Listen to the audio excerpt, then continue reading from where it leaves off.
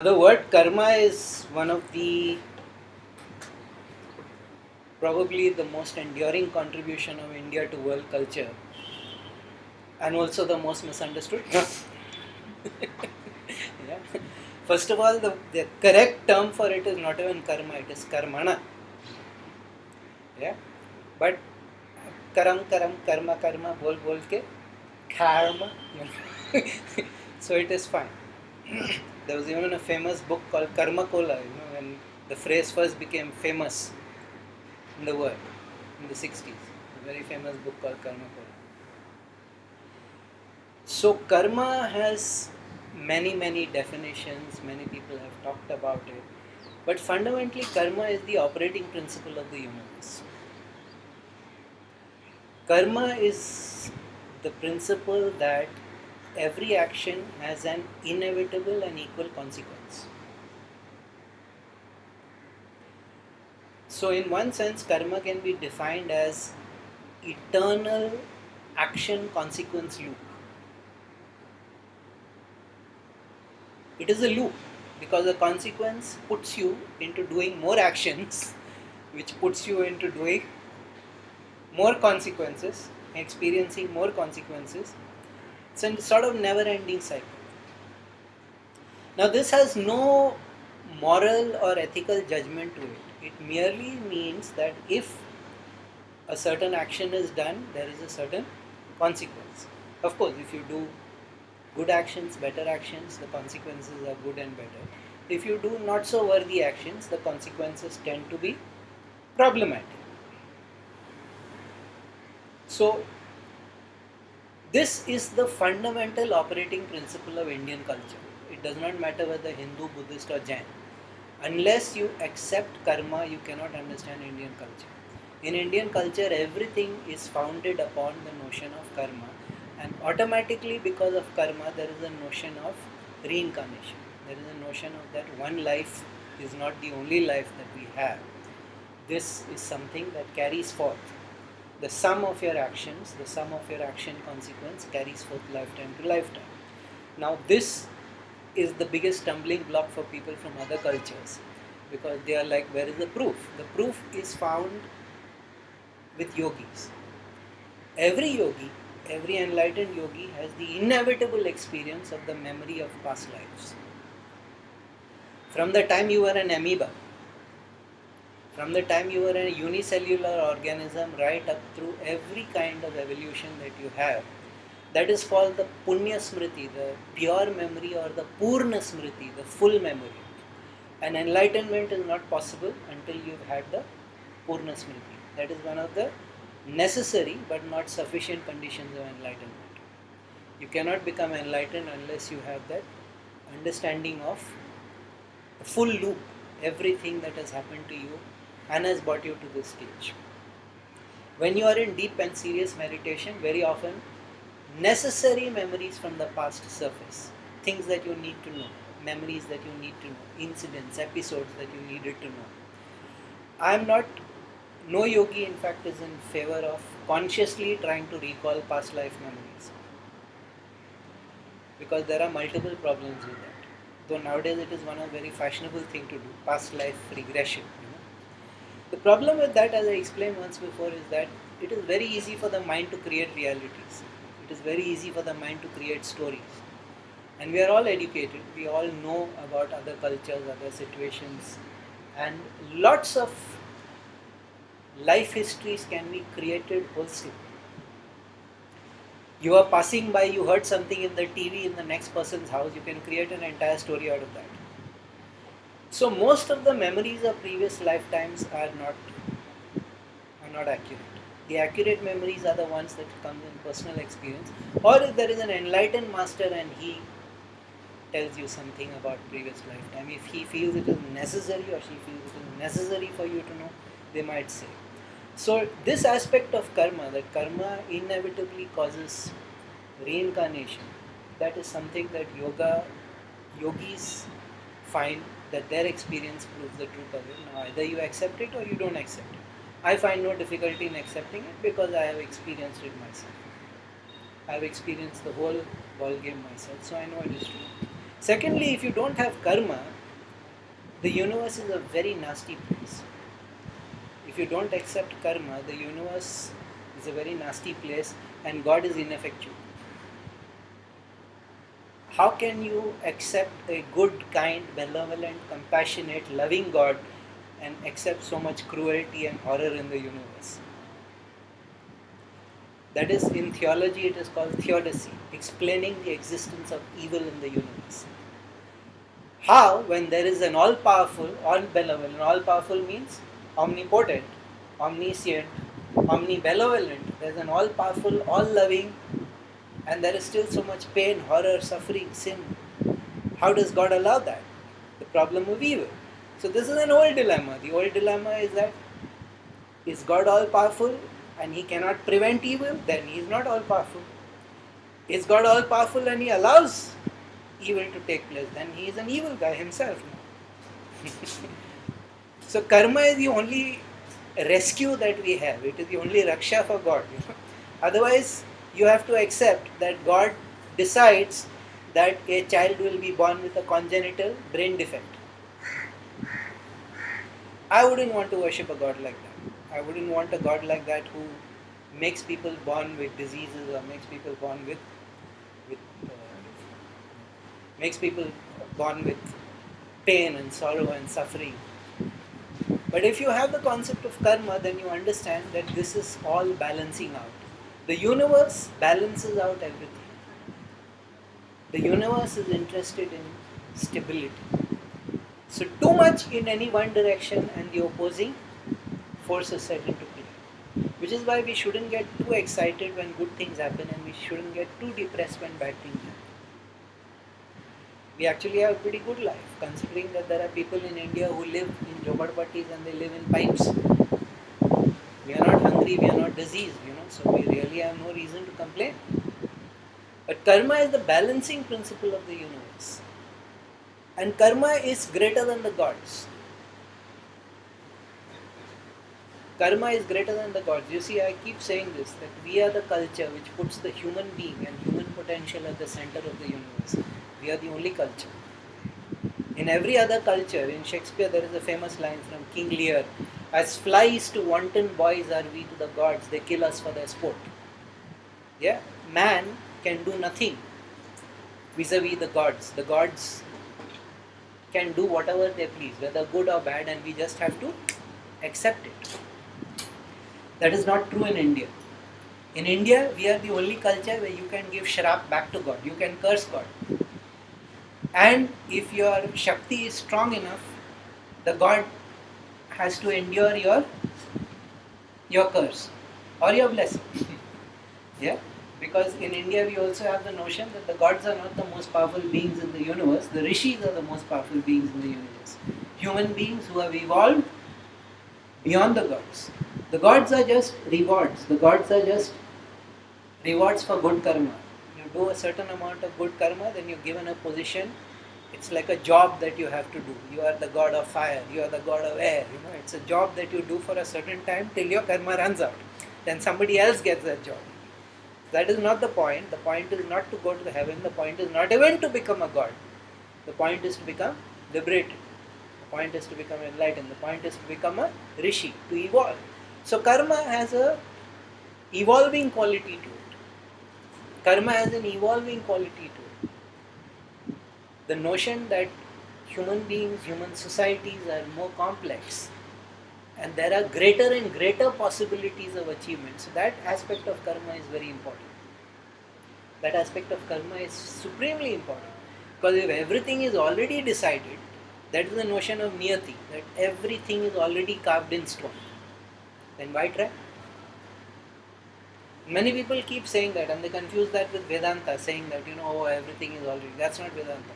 Vedanta would laugh at such notions. And all these people who say that we believe everything is fated, still when they are crossing the road, they look for the traffic. Yeah? They will go to the gym. You are fated, no? Be fat, no? Why do you go to the gym and work hard? That is also fated. See, now that is just juggling with words. Yeah, that is just juggling with words. So the whole concept of niyati is a concept that Indian culture picked up, that everything is fated, everything is written in stone, and rejected. No, everything is not picked up, everything is not rejected. So niyati as an aspect of karma, certain things, yes, you have to endure. So that I'll come to. What kinds of karma are there and what kind of things have to. So karma has been classified into, there are four kinds of karma and three qualities to it. So what are the four kinds of karma? There is what is called sabija karma, which means the karma that accumulates lifetime to lifetime. And if it is all released simultaneously into a human body, you will fry on the spot. You can't take it.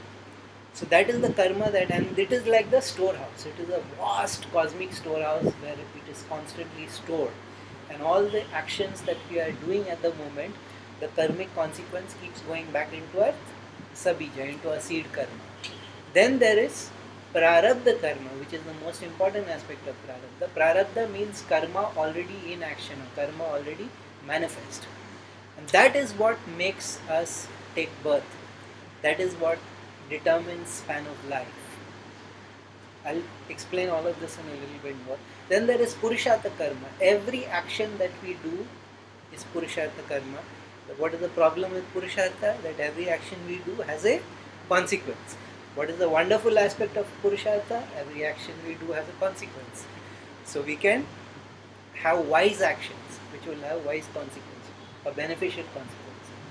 And then there is agami karma. Agami karma is a karma that is not yet manifested in life, but we are doing things, it is getting stored. And it keeps getting sent back, sent back, sent back. Yeah, and karma operates in three ways. Karma operates drida, adrida, drida, adrida. Drida means firm, hard, fast. That is the niyati aspect of karma. Certain things operate, you cannot duck that bullet, you cannot sidestep that. It has to be firm and hard karma. Certain experiences in life, you come ready to face those tragic or non-tragic. Drida karma always doesn't have to be unpleasant. It can be pleasant also. Yeah? Drida karma. So usually who you get married to is a drida karma. Yeah?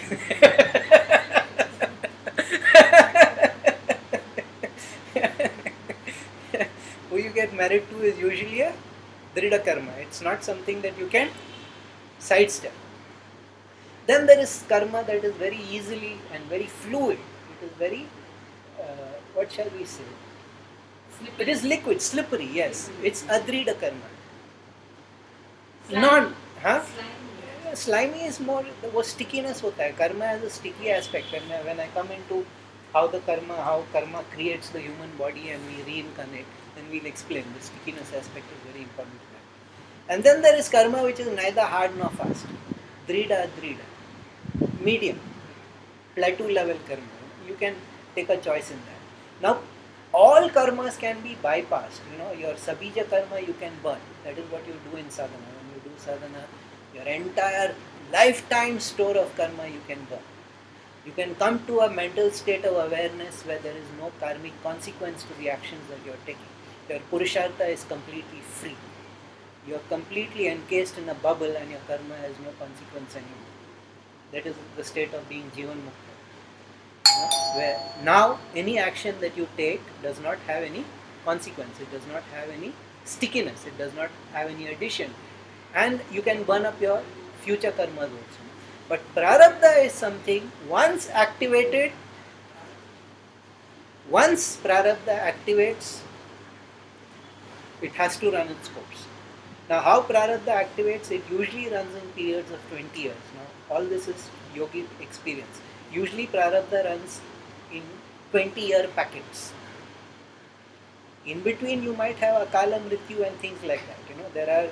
But how prarabdha runs, the karma that is already in motion, it runs in 20-year packets. A normal lifetime has 4 to 5 packets of prarabdha, which means 80 to 100 years. That is a normal human life. And that used to be in the Vedas very clearly written, man lives for 116 years. That should be the target. Everybody should target to live in a healthy manner for 116 years, because that much time it takes to build the energy up and become enlightened or liberated. But it runs in these packets of, usually it runs in these packets of 20 years. Very interesting. Every time one packet of prarabdha is finished and the next is about to start, there is a 3 day gap where karma is not in operation. And if you're really aware, you can drop your body at that time. If you're really aware, you can just escape. There's always a 3 day escape pattern, that 3 day escape. Most people are not aware. Most people are not aware. Once agriculture and all was invented, up to about 400 years back, human lifespan was very poor. Average life expectancy was 40, 45 years. It's only now that we are coming back to a more natural rhythm. 80 to 100 years is quite feasible. It's quite feasible, quite natural and normal. 5 packets of prarabdha to be worked out. Now, how you work it out, of course, is your purushartha, and how you work it out with awareness is what matters. Now we get into the deeper thing. So when the prarabdha is running, that time frame has to be completed. Before that, you can't even die. Even if a building falls on you, you merely get injured. But if the prarabdha is not exhausted, you won't die. And you cannot consciously burn up your prarabdha. That is not possible. You can burn up all other forms of karma. You can burn up your agami karma. You can make sure that your purushartha has no consequence. You can make sure that your sabija karma, your entire karmic stock is burnt up. It will never again come into fruition. But you cannot do anything about your prarabdha. Yes. Suppose you have awakened, you have become enlightened, liberated, your prarabdha is going to make you 100 years old, but you are tired. You are now coming close to 60 or 80 and you want to drop it, you can drop it. I told you, 3 days gap. So consciously the yogis can drop it, and they always drop it in that 3 day gap. And they take samadhi on their own. They drop it in those 3 days. That is of course a very complex technical process. It means complete understanding of how food gets converted into blood and flesh, and you need to be able to manipulate the prana. That is a very complex process. But theoretically it is possible. It's possible to know the prarabdha is running out. Now karma is again many types. You can have individual karma. You can have familial karma. You can have social karma. You can have organizational karma. You can have societal, entire societies. So very often we get caught in a larger community karma. People running Boston Marathon, they're just standing over there, suddenly a bomb goes off. It's not because their karma brought them to that point, not necessarily. It could just be that there was a sort of black energy loop. Social karma at that moment was bad and you got caught. That is the whole notion of akala mrityu. Before your prarabdha, sometimes you can die. Because certain social karma activated in a way. Somebody intervened, whether consciously or unconsciously. When you commit suicide, that is usually akala mrityu. Nobody commits suicide because the prarabdha is run out. That is usually only one exception. One exception is when the Jain monks, they do something. Because they understand that, since every action has consequence, they take it to the logical end and they starve themselves to death. Yeah, they just stop eating salle khana. It's very famous. No? They still do it. Aajkal bhi karte hain. They starve themselves to death. They are the only people who consciously choose it. But most suicide is akala mrityu. But please understand that everything is not in your hand. You might be functioning perfectly, but because your environment or your family or your society is in a certain stage of karma, certain things might happen to you that would not otherwise have happened in a normal circumstance. Very often people's luck changes for better or worse after they get married, because now another person's karma has interacted with them. The reason, I'll explain this later next week, but there's a reason, there are many karmic reasons why yogis and religious people get so excited about sexuality. Because sexuality has certain unexpected consequences in the karmic stream. So that is the reason why, not prudery. I'll explain that in depth next time. The fact that you are in relationship with another person, it does have an impact on your karma. It cannot be that you are completely oblivious. Yes, you can. If you really want to protect yourself and not allow anything in, you can create that bubble around yourself. There are certain yogis, they deliberately break, they go to the forest, people come, they throw stones, they run away, they go to the Himalayas. They don't want that danger.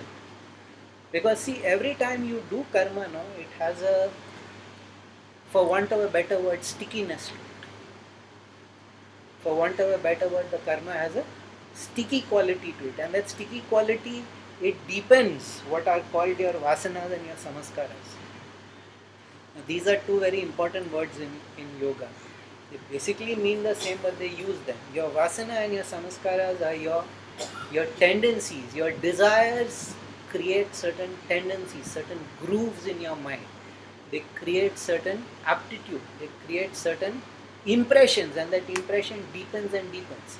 In neurological terms, they say that your habits become neurological pathways. You have certain reactions in a certain conditioned manner. That is vasana and samaskara. And your vasana and samaskara determine the kind of person you will become. Now reincarnation, when we take human birth, that is only something that you do for 60, 70, 80, 100 years. The personality never reincarnates. This is the big mistake that people make. When you say rebirth, past life, you're thinking that it is some version of you. Hopefully, new improved version. No. You are a one-time shot. In that sense, each human birth is unique. What reincarnates is not the personality. What reincarnates is always the tendency and the desire. Vasana, samskara reincarnate. And how it reincarnates is a very complex and interesting process. As you're dying, your prana, your basic chakras start disintegrating. But your prana or your pranic intelligence tries to reform them. And it tries to reform them with the tattvas, earth, water, fire, air, which are the energy vibrations. And how they reform according to your vasana and your samskara. Your tendency creates. So, we are all unconsciously exactly what we wanted to be. The more we did certain kinds of behaviors, the more and more we tended, and our chakras start vibrating like that only. The way the chakra manipulates the tattva, it becomes, the primary chakras manipulate the tattvas, and that is in the human form or the human shape. Now it can be this very most famous example of how this was beaten, because Ramana Maharishi, when his mother was dying, he sat for 2 hours beside her and he wouldn't let the chakras reform. He just liberated her. He worked all her karma right out there, because he knew that was going to, when the body is, you're quitting the body, your energy, your prana is exiting the body, it's looking to reform. On the basis of the vasana and the samaskara, it is looking to reform, and he just wouldn't allow it. He just dissolved the whole thing there. Very complex and dangerous process. I don't recommend it. Only people like him can do it. But it is possible. Consciously, yogis do that. They don't allow their chakras to reform. Because vasana, samaskara, they have completely defeated. They have completely won over. So, this is the problem with trying to see the unique personality in the next life is again problematic, because again now we come to the next most important thing in karma with the concept of rinanubandhan. Rina means debt, bandhan means bond. So the debt, the karmic debt we owe somebody which ties us to other people. Every person we meet is because we have rinanubandhan, whether strong or not. Of course, with family the rinanubandhan is enormous.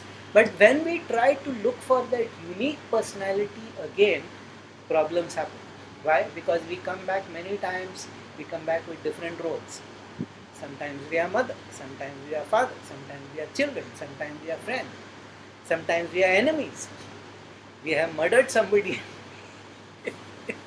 In recent times, the most funny example of this that I saw from the Sadguru Jaggi Vasudev, his wife, she was his sister in his previous birth. Yeah, at that time he was a Sadguru, something Brahma he was. And she was his sister, and she had this desire to love her brother, but she couldn't because of the social reasons, and he used to be a Naga Sadhu, so she couldn't even be in the same room with him. But that desire carried forward. You see, Vasana Samaskara, that desire carried forward. And later on he told her, that previous lifetime, and she said, what do you, he said, don't you remember the first letter you wrote to me in this lifetime? He picked it out and showed it to her, and she had actually written to the man she was going to marry, "Dear brother."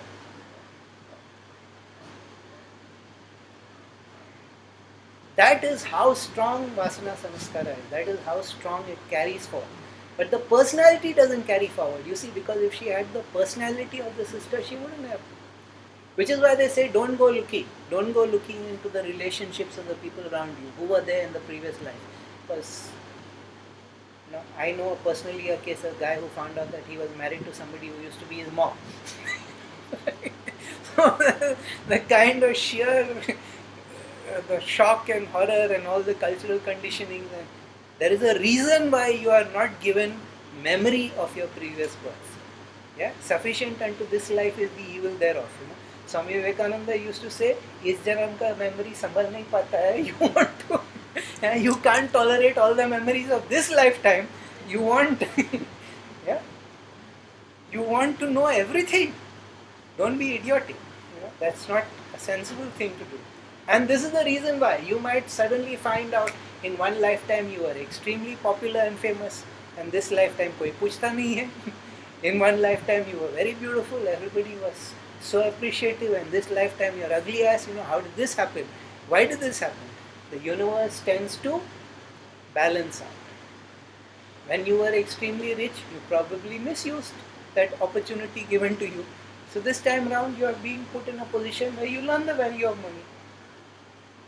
When you were extremely attractive or popular, you misuse that opportunity given to you. So this time you are learning how it feels to be rejected.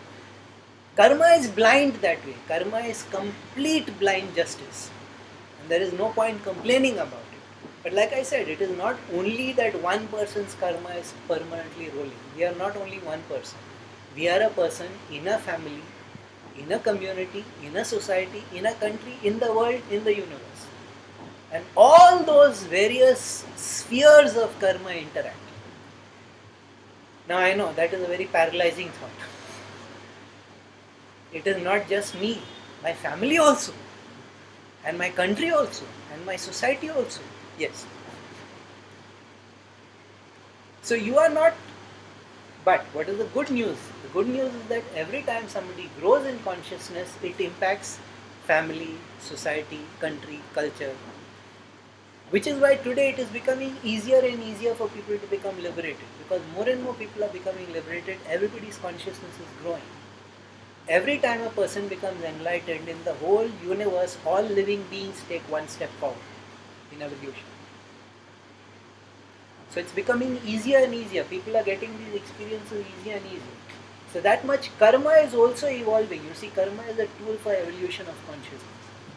You must not look at karma as something grim. It is a grim judge, You will be punished. That is Yama, by the way. Yama is the first man who died, and he is the guy who regulates karma. Yama is not the lord of death. Mrityu is the power of death. But death happens when Shiva comes for you. When Shiva comes for you, Mahashakti Kundalini, which is the source of life, is so happy to see him, she jumps out of you and you are gone. Death happens when Shiva comes. That is why he is known as Hara. Hara means to snatch. What does he snatch from you? Your life. For good reasons, so that you evolve, so that you become. But Yama is not actually death. Yama is the person who controls the vibration of karma. Yama is the person who determines good karma, bad karma, what is the consequence. Yama is that person. He is the first guy. He is the first person who Mrityu is the power behind death. That is a different thing altogether. Yama is not Mrityu. Don't mistake. And when Shiva comes for you, he comes in the form known as Mahakala. Time. So basically time comes for you. But that is why death happens. It's because the Kundalini, the prana leaves you. The Kundalini or the prana leaves you. So this is again a misconception. In Mahakal temple they use the wraps of the cremation ground. Yes, Ujjain Mahakal temple, for thousands of years this has been going on. They do Bhasmarti. Bhasma ka abhishek karte hain, and that Bhasma is taken from a freshly cremated human body. And it's been going on for thousands of years, and they say the day a human body will not be available, that is the day the universe ends. It's quite a freaky thing to see. They bring it in this gamcha, in this cloth, and they right over the Shivlingam, they are Instead of doing milk abhishekam, they're doing it with the. So it's a sort of very dramatic understanding and symbol that the consciousness is behind it. And Shiva is the only being that is permanently outside of karma. Why That they is have Shiv temple in the crematorium? No? same reason, because Shiva is actually the person who. Shiva is the person who snatches, and he snatches so that you evolve. If you remain in this one body, you're limited by that one body. The habits, the tendencies, and the attachment to that one body. So he is the person who makes sure that you're evolving, that your consciousness is evolving, not devolving. You can devolve also, by the way. That is the dangerous aspect of karma that people don't realize. Usually it's very difficult to lose a human birth. It's not impossible. Once you attain a human birth, no matter what you do, you keep being born as a human being. But if you continue to act like a murderer and rapist and things like that, and they say, okay, you're not yet ready to be a human being, go back into animal womb for some time. It's rare, but it can happen. So one should not do things which devolve. One should do things which evolve. It's very rare, but it happens. There are some schools which say. What I want to ask you is that how do you know that what is happening to you is a consequence or it is a karma? Doesn't matter. Doesn't matter. Only thing that matters is what are we doing at this one moment. Because even what you did 5 minutes back, you could not control. What are you doing? See, in the end, what you are doing is what matters. Because action consequence hota hai. So action is what is important. This question was once asked to Buddha. That why are human beings placed in this miserable loop of karma? He said, you are reminding me of a person. He got shot by an arrow. Yeah, and he fell into the river. So when that happens to you, what do you want? You want somebody to pull you out of the river and you want them to pull the arrow out. But if you are in the water with that arrow and you are asking, Acha, who shot that arrow at me? Please tell me what his caste and community was. Was he a Kshatriya or was he a mercenary? Are you the Jivi? The arrow that hit me, was it a wooden arrow? Did it have a stone point? Did it have an iron point? Was it poison? If you're going to get into all this why, you will never come out of your trouble. So the point is, no matter why you find yourself in a particular situation, it is interesting. Sometimes it is interesting to go into why that happened. That is not the point. The point is to get out of it. The point is to get out of it. The point is not to... When you try, why I ask you is this, when you're trying to get, you think that is the situation that is a karma and I want to get out of it, but maybe it's a consequence which you have to pay and finish off that account. You're saying it is a drida karma. It is a hard karma that cannot be avoided. Yeah. Yes, maybe. So unless you know that, that is what I come to the next, the techniques or the methods that are there in yoga to overcome karma, to understand what is happening. How to get out of the loop. That is multiple approaches.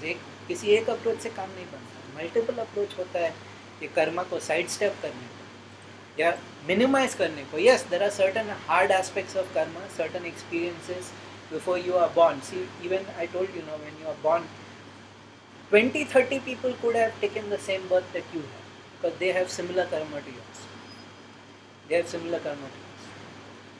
Very few children are exactly the same unless they are identical twins. No? Same parents, so the children should also be the same, but they are not. But basically the karma, the karmic vibration with your parents and the rinanubandhan with your parents, which is very, very important, that determines when you will be born, what birth position you will be, what gender you will be. So it's very, very complex that way. Now, her point is there. How do we know that whether this is something that I can break out or... In yoga, always you should take effort. Whether it is drida karma or adrida karma, always you should make effort. But the act of taking the effort builds up your power, builds up your will. Next time around the situation comes like that, your response is great. So whether it is going to have effect or not, that is not the point. The point is you do it. The point is you do it just for the discipline. The point is you do it so that you create new kinds of habits. You create new kinds of vasanas, you create new kinds. In the end, of course, all vasana samskaras have to be given up. But in the beginning, we have to work with them. Since we are so helplessly under the control of Vasana Samskara, we got to work with them. We got to create proper Vasana, proper Samskara. Get into that place where finally we can abandon them, or finally we can break them. And in the end, that means control of the mind. When your mind is completely still, when your mind does not have any kind of upheavals, that is the only moment the Vasana Samskara operates. Because the mind is what operates. The mind is what operates. And second thing is that suppose in order to go beyond a certain karma, two people are, it's the same. How to say? A particular event, in order to have a particular event to happen or not happen, I may say I want it to happen, the other one wants to say it doesn't happen. So when this is Whose will is stronger? Whose karma is stronger? So many people go into athletic competitions. Everybody wants to win. Who wins? The person who had the maximum desire, the person who had the maximum ability, maximum skill. So multiple variations होते हैं. It is never. उसीलिए the famous saying in yoga is gano karma na gati. Deep is the flow of karma. कर्म का जो गति होता है वो गहन होता है. It is always. There are so many factors. Why does the situation play out the way it plays out? There are so many factors. Very strange coming from me who has done so much tarot, I Ching, everything. But if possible, I don't look at what is likely to happen. मैं reading नहीं करता. Why I don't do that? Because if you look at that, then you are stuck to that one possibility. If you open up that possibility, then your karma is now committed to that one possibility, whereas there might be multiple possibilities. There might be multiple outcomes. But the minute you open it, the minute you do a predictive thing and you look at it, then you are committed now to that one course. All other courses close off. So it's very fluid, it's very creative, it's very dynamic. Which is why yogis say, just keep building up your ki, just keep building up your prana, just keep building up your ojas, अपने आप luck बदलने लगता है. What is luck? It means that the problems that devastate other people slip and slide away from you. And that is because the more your ojas develops, the more your luck also develops. So there are techniques to go around it. But there is no one answer that one person's karma and the other person's karma, it is in opposition. There might be so many factors. It is never possible to say what are all the factors that are impacting a situation. Never. Never. And what are